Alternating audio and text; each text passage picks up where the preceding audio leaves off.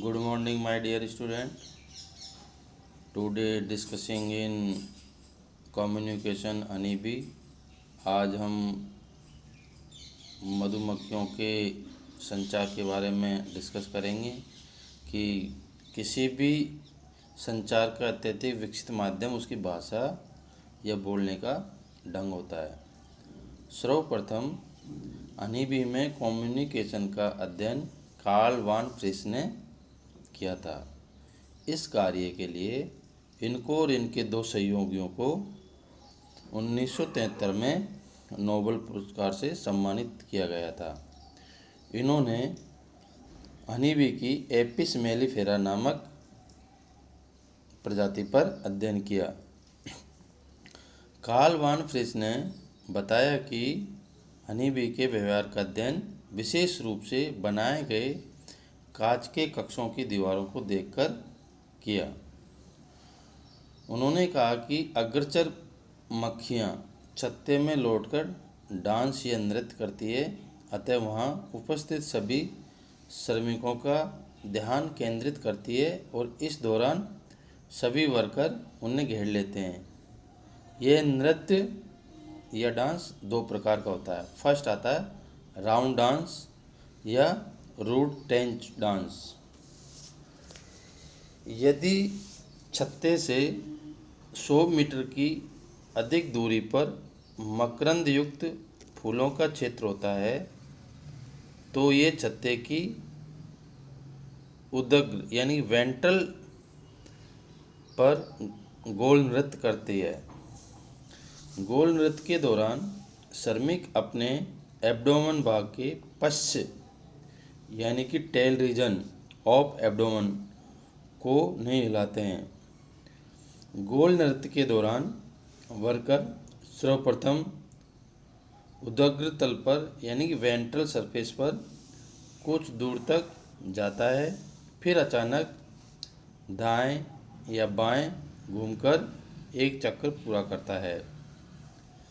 तत्पश्चात तुरंत ही यह विपरीत दिशा में मुड़कर इसी क्रम में पुनः दोहराता है।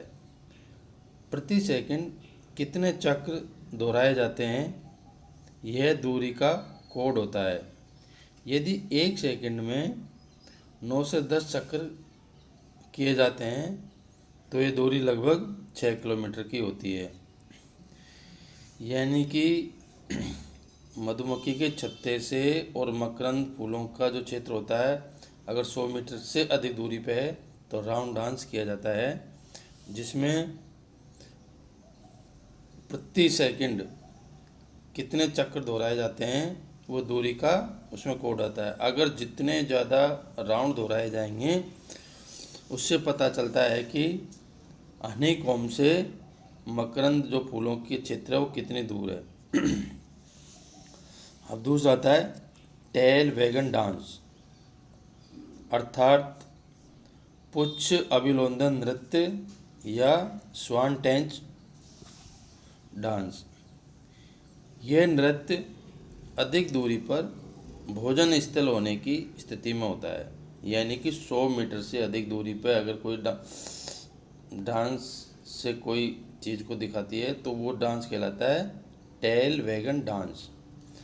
इस डांस के दौरान श्रमिक कुछ दूरी तक वेंट्रल रेखा में गमन करती है, फिर अपनी टेल भाग को हिलाती हुई दाईं या बाईं ओर घूमकर 8 की संख्या की आकृति बनाती है। पूंछ भाग कितनी दूरी तक कितनी बार हिलाया गया है ये कोड छत्तों से फूलों के स्थल की दूरी को बताता है।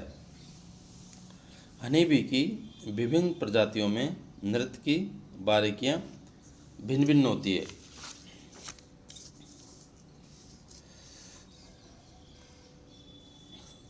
फूलों के स्थानों से भ्रमण कर लौटे अग्रचर श्रमिक अपने देह व पंखों का प्रदर्शन करते हैं।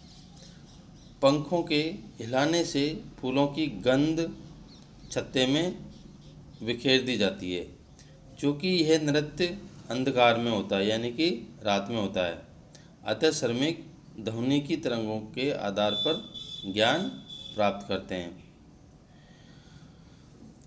वेनर नामक वैज्ञानिक ने 1942 में बताया कि नृत्य करने वाला श्रमिक अपनी पूंछ को सामान्य से 2.5 गुना अधिक तीव्रता के साथ हिलाता है। नृत्य की अक्ष एवं वेंट्रल चादर के मध्य नृत्य करने वाला श्रमिक उतनी ही डिग्री का कोण बनाता है जो भोजन व सूर्य की दिशा के मध्य में होता है।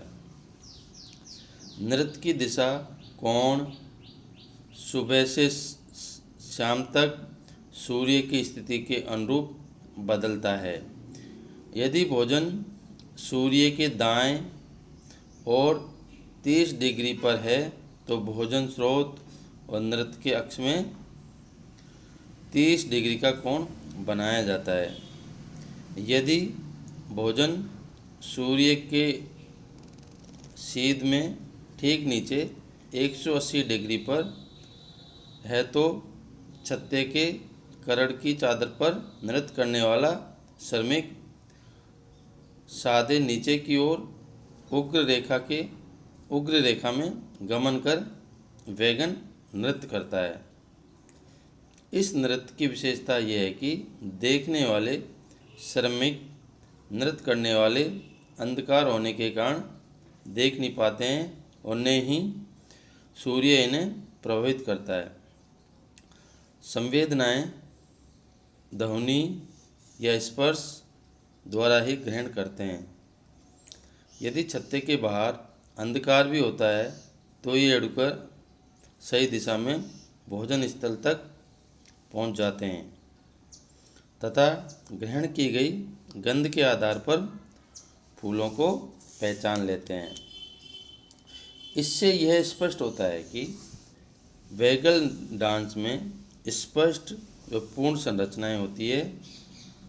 वान फ्रिस ने अनेक परीक्षणों द्वारा यह प्रमाणित किया गया कि वास्तव में नृत्य के द्वारा ही मधुमक्खियों में भोजन स्थल की दूरी, भोजन की गुणवत्ता इत्यादि सूचनाओं का कम्युनिकेशन अर्थात संचार किया जाता है।